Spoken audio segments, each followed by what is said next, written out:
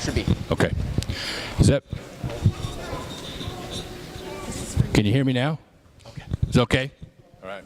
Well, I'll speak loud into the microphone. How's that? I want to welcome you here today.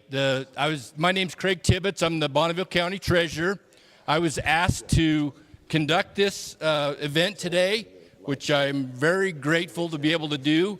I love America. I love the United States of America, and I'm grateful that we are having events like this to celebrate the 250th anniversary of the signing of the Declaration of Independence. The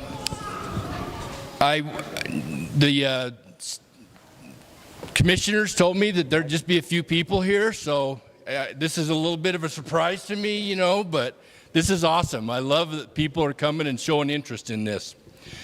To get started, we want to have an opening prayer by Kathy Carroll. She's a chaplain. And then we'll have a Pledge of Allegiance led by Commissioner Jonathan Walker. And then we'll have the national anthem performed by Blakely Casperson, who I believe is Commissioner Casperson's daughter. We'll go to that point.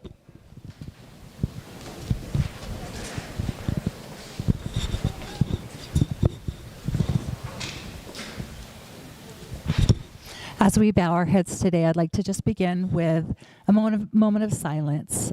So many men and women. Oh, not working? I'll just.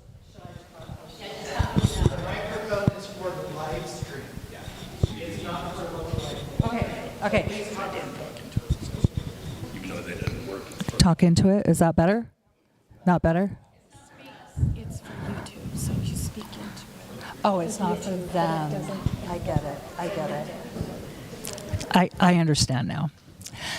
Before we begin our prayer, I'd like to ask everyone just to bow their heads in a moment of silence. So many men and women have lost their lives defending our great nation. I'd like to just take a few minutes and honor them.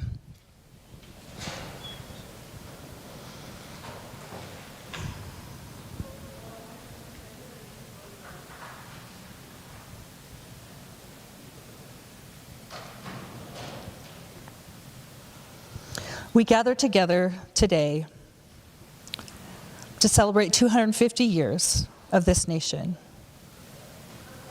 We pause with gratitude and grateful hearts. We are grateful for the blessings of freedom, opportunity, and hope that have shaped our nation's story. Guide us all to be people of change and people of compassion. Heal our divisions, strengthen our unity, and help us all to be just and merciful with hearts of service. We ask for wisdom to our leaders and grace to our communities. Bless us so that we may act with integrity and continue on in love, faith, and liberty. Amen.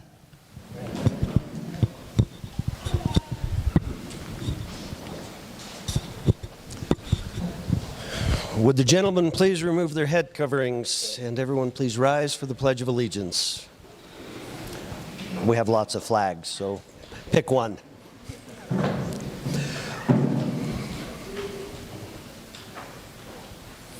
I pledge allegiance to the flag of the United States of America and to the republic for which it stands, one nation under God, indivisible, with liberty and justice for all.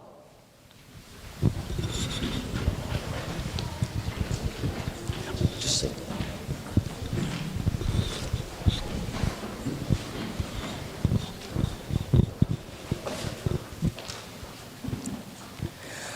Oh, say, can you see by the dawn's early light what so proudly we hailed at the twilight's last gleaming, whose broad stripes and bright stars through the perilous fight o'er the ramparts we watched were so gallantly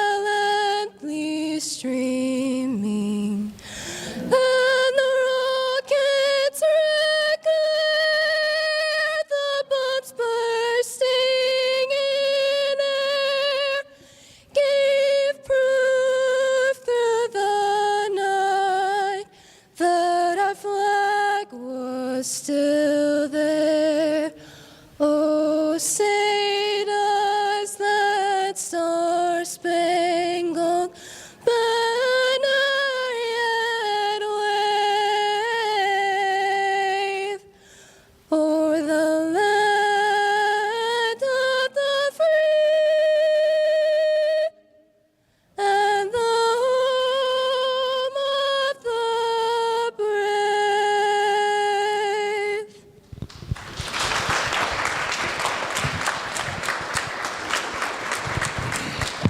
Thank you so much, Blakely. That was beautiful. Glad they didn't ask me to do that, and you guys ought to be glad too.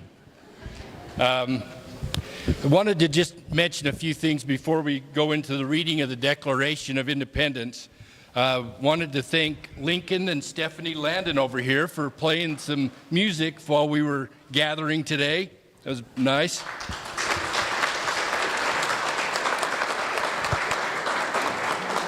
Want to recognize some individual elected officials and individuals who are going to take part on the Declaration of Independence reading.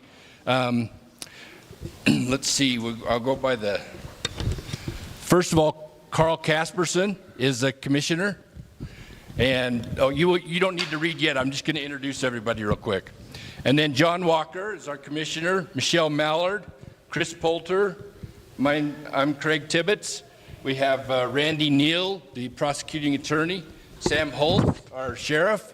We have Lisa Burtenshaw, the mayor of Idaho Falls, Brian Powell, the mayor of Ammon. Both of those are newly elected. We have Cameron Manwaring, who is the mayor of Swan Valley. So we want to welcome them here. In addition to that, we have a few other individuals I'd like to recognize. Howard Kimmel, as the Ryrie mayor is here. Where are you at, Howard? He's over back there. And Kirk Larson and Jim Francis are here from the city of Idaho Falls, their city council. So welcome. Thanks for attending with us today. Okay, we'll go ahead and start the reading of the Declaration of Independence. I did want to mention that this is being broadcast on YouTube, as we found out. This is the YouTube microphone. So it's being broadcast on YouTube.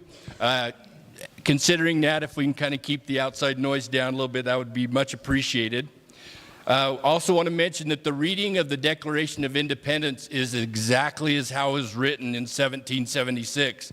So if there's something that's offensive to you that's read, please disregard it. We're not trying to make any points or anything. We're reading the Declaration of Independence as it was written. So we'll go ahead and start. I'll read the first part here. The Declaration of Independence. In Congress, July 4th, 1776, the unanimous declaration of the 13 United States of America.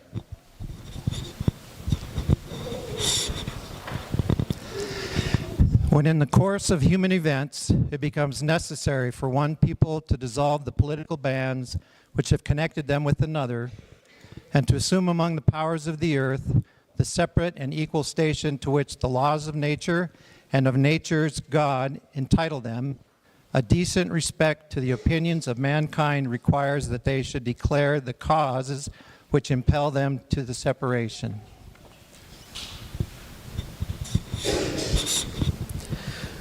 We hold these truths to be self-evident, that all men are created equal, that they are endowed by their Creator with certain unalienable rights, that among these are life, liberty, and the pursuit of happiness, that to secure these rights, governments are instituted among men, deriving their powers from the consent of the governed, that whenever any form of government becomes destructive of these ends, it is the right of the people to alter or to abolish it, and to institute new government, laying its foundation on such principles and organizing its powers in such form as to them shall seem most likely to affect their safety and happiness.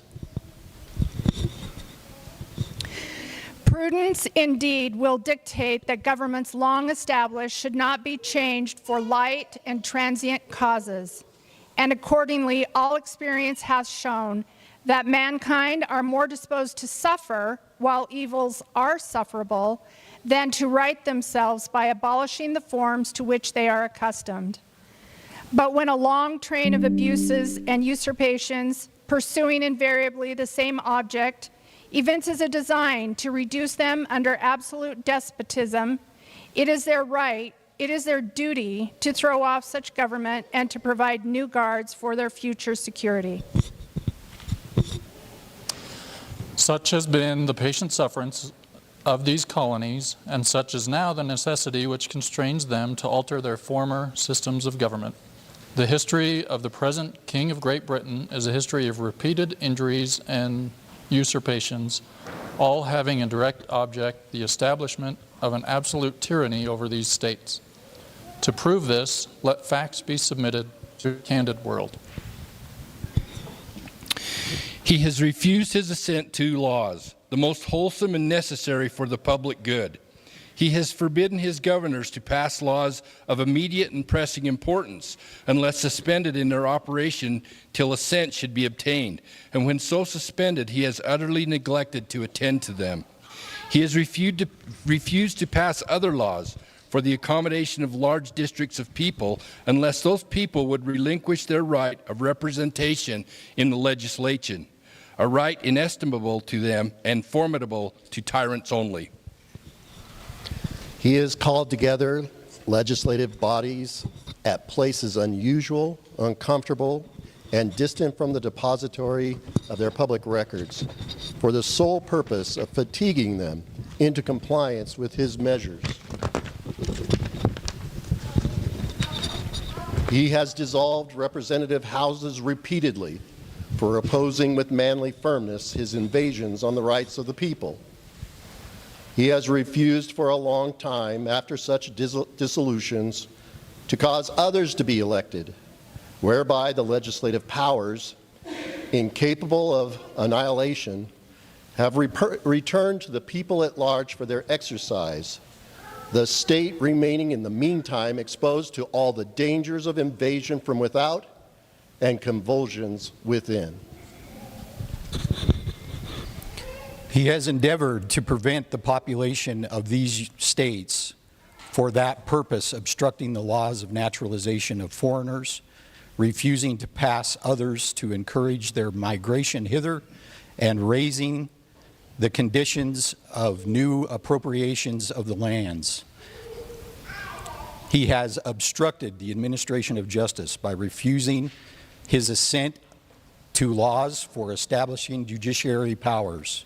He has made judges dependent on his will alone for the tenure of their offices and the amount of payment of their salaries.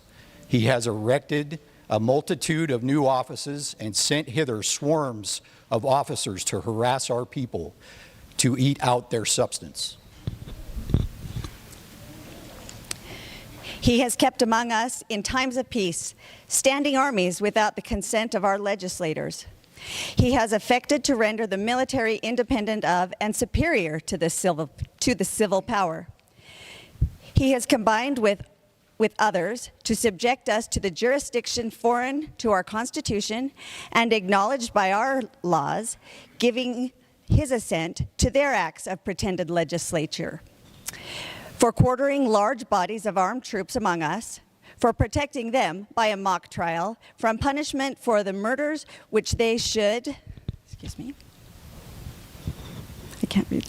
which they should commit on the inhabitants of those states. For cutting off our trade with all parts of the world, for imposing taxes on us without our consent, for depriving us in many cases the benefit of trial by jury, for transporting us beyond seas to be tried for pretended offenses, for abolishing the free system of English laws in a neighboring province, establishing therein an arbitrary government, and enlarging its boundaries so as to render it at once an example and fit instrument for introducing the same absolute rule into these colonies. for taking away our charters, abolishing our most valuable laws, and altering fundamentally the forms of our governments, for suspending our own legislatures and declaring themselves invested with power to legislate for us in all cases whatsoever. He has abdicated government here by declaring us out of his protection and waging war against us. He has plundered our seas, ravaged our coast, burned and destroyed the lives of our people. He is at this time transporting large armies of foreign mercenaries to complete the works of death, desolation, and tyranny, already begun circumstances of cruelty and perfidy scarcely paralleled in the most barbarous ages, and totally unworthy the head of civilized nations. He has constrained our fellow citizens taken captive on the high seas to bear arms against their country, to become the executioners of their friends and brethren, or to fall themselves by their hands. He's executed domestic insurrections amongst us. He's endeavored to bring on the inhabitants of our frontiers the merciless Indian savages, whose known rule of warfare is an undistinguished destruction of all ages, sexes, and conditions. In every stage of these oppressions, we have petitioned for redress in the most humble terms. Our repeated petitions have been answered only by repeated injury. A prince whose character is thus marked by every act which may define a tyrant is unfit to be the ruler of a free people. Nor have we been wanting in attentions to our British brethren. We have warned them from time to time of attempts by their legislature to extend an unwarrantable jurisdiction over us. We have reminded them of the circumstances of our emigration and settlement here. We have appealed to their native justice and magnanimity, and we have conjured them by the ties of our common kindred to disavow these usurpations, which would inevitably interrupt our connections and correspondence. They too have been deaf to the voice of justice and of consanguinity. We must therefore acquiesce in the necessity which denounces our separation and hold them, as we hold the rest of mankind, enemies in war and in peace, friends.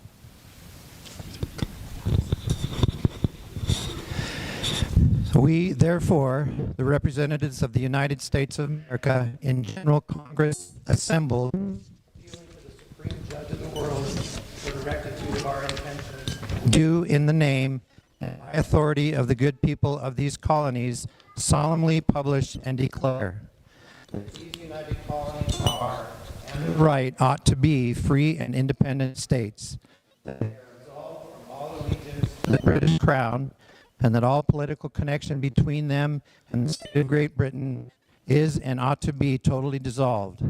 That as free and independent states, they have full power to levy war, conclude peace, contract alliances, establish commerce, all other acts and things which independent states may of right do. And for the support of this declaration, with a firm reliance on the protection of divine providence, we mutually pledge to each other our lives, our fortunes, and our sacred honor.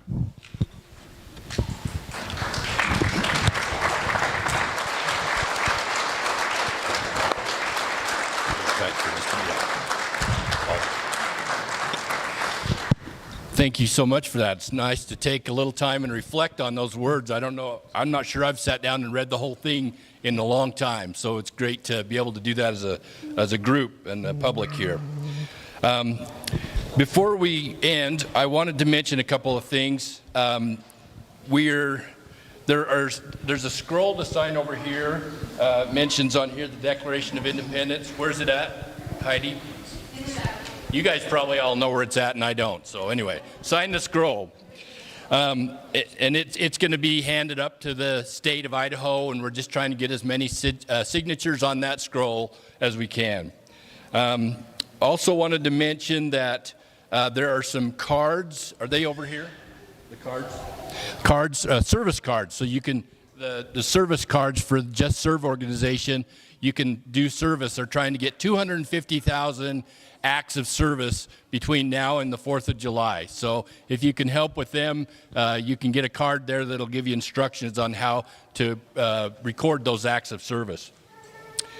And finally, we just wanted to suggest maybe as spring is coming upon us, even though we haven't had a bad winter, when you're planting your flowers this year, maybe it'd be a good idea, give you a suggestion to plant your flowers in red, white, and blue to celebrate the 250 years of our country.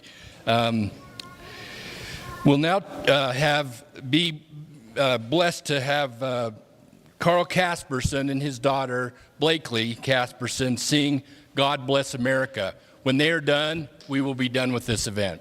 And you're welcome to hang around and have, I did want to mention there are refreshments over here. The Daughters of the American Revolution, the old Fort Hall chapter is here. They're dressed in their costumes, and that's great to see. We appreciate them coming. They are also providing the refreshments here, so we'll make sure you visit their station over there. Thank you.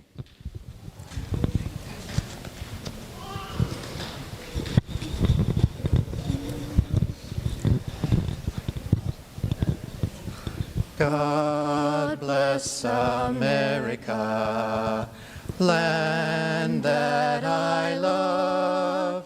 Stand beside her and guide her with the light from the night up above. From the mountains to the prairies to the oceans white with foam, God bless America, my home sweet